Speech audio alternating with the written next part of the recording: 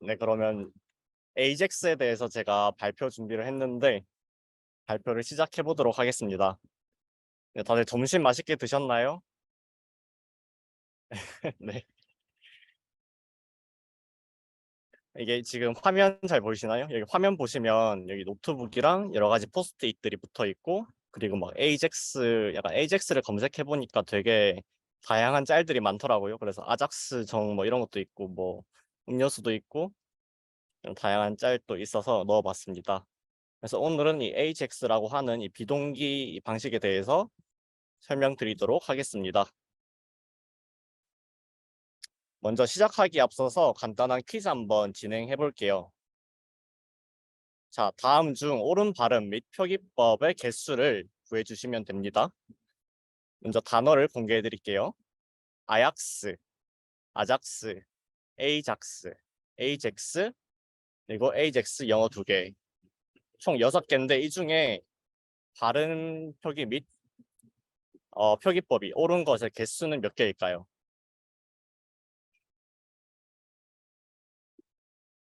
아, 이게 채팅을 제가 바로 보기가 힘드네요. 네. 정답은 바로 5개입니다. 되게 의외지 않나요? 아약스, 에이작스, 그리고 아작스 이런 것도 다 된다고 합니다. 그럼 이 기준이 뭔가 좀 되게 모호하잖아요. 그래서 제가 근데 이 5개 중에서 가장 대표적인 게 바로 아이고 네 바로 이 표기법과 AJAX라고 발음하는 방법입니다.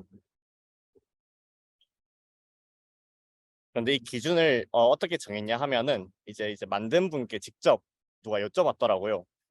막 이런 거 J랑 Y랑 이런 발음이 나라마다 다른데 발음을 어떻게 해야 되냐 물어보니까 너 하고 싶은 대로 해라 하더라고요. 그래서 발음은 상관이 없다. 대신에 표기법에 대해서는 강조를 하셨는데요. 그 줄여 쓰는 그 축약어라 해서 모두 다 대문자로 적으면 안 되고 맨 앞에 이 A만 대문자로 적고 뒤에는 소문자로 적는 게 정석이라고 합니다. 그래서 나중에 그 표기하실 때 참고하시면 좋을 것 같습니다. 네, 퀴즈 해봤고 이제 드디어 AJAX에 대해서 알아보겠습니다. AJAX 지난 수업 시간에도 저희가 배웠었는데요. AJAX가 뭐의 약자인지 아시나요? 네, AJAX는 바로 Asynchronous JavaScript and XML의 약자입니다. 쉽게 정리하면 서버와 비동기적으로 통신하는 방법을 의미합니다. 자, 그런데 서버와 데이터를 이제 클라이언트가 주고받으려면 클라이언트 측에서 서버로 요청을 보내야 됩니다. 그래서 클라이언트 측에서 서버 측을 향해서 요청을 날려야 되는데 예를 들어서 야매추 메인 페이지를 보내줄래? 라고 요청을 보냅니다. 이렇게 get 요청을 보내게 되면 서버에서 이제 응답을 합니다. 야구장이 미친맛 추천 이 파일을 보내줄게 하고 보내줍니다. 이런 식으로 이제 요청에 응답하게 되는데요. 이 get 요청 방법에는 크게 3가지 정도가 있습니다. URL을 직접 입력하는 방법, 버튼을 클릭하여 하는 방법, 그리고 AJAX 비동기로 요청을 하는 방법, 이렇게 3가지 정도가 있습니다.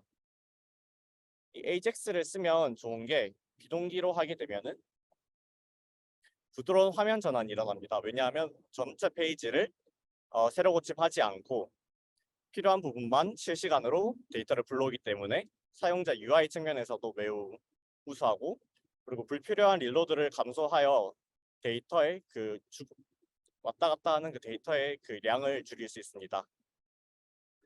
이런 AJAX는 자바스크립트로 구현을 하게 되는데요.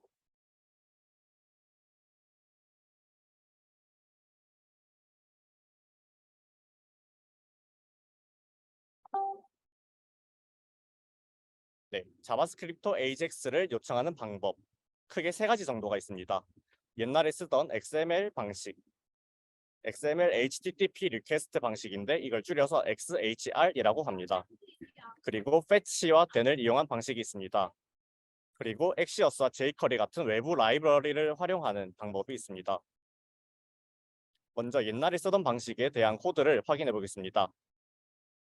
네, XHR 방식입니다. 원래 XML 방식을 통해서 죄송합니다. XHR 방식을 통해서 그 요청을 하게 되는데요.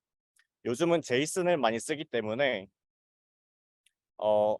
이 XML 방식은 요즘 잘 쓰지 않습니다. XML이 제이슨 방식보다 더 무겁고 그리고 요청하기가 어렵다고 합니다. 그래서 요즘을 이제 자바스크립트로 요청하려면 패치 방식을 사용한다고 합니다. 패치 함수를 통해서 이렇게 패치 함수 안에 이 링크를 넣어주게 되면 이 사이트에 그 요청을 보내게 됩니다. 그리고 그 다음 then과 catch를 통해서 정보를 불러올 수 있는데요. 이 then을 통해서 이제 다른 일을 하면서 불러놓은 동안 다른 작업을 할 수 있게 됩니다.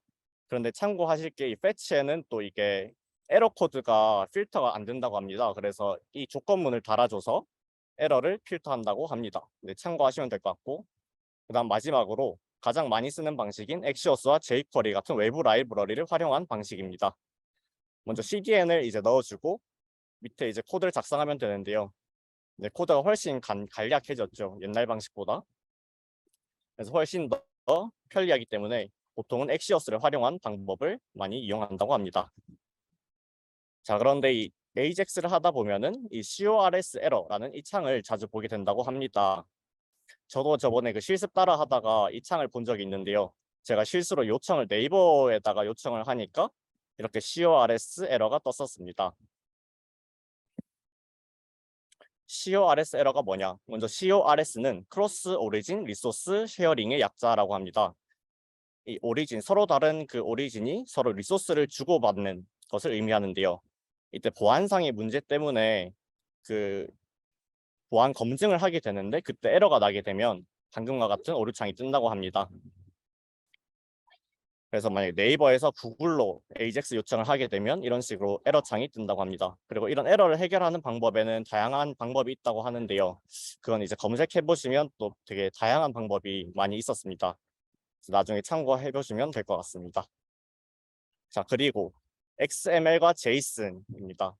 사실 AJAX에서 X가 XML인데 막상 그 AJAX를 다루다 보면은 XML에 대한 이야기는 별로 없습니다.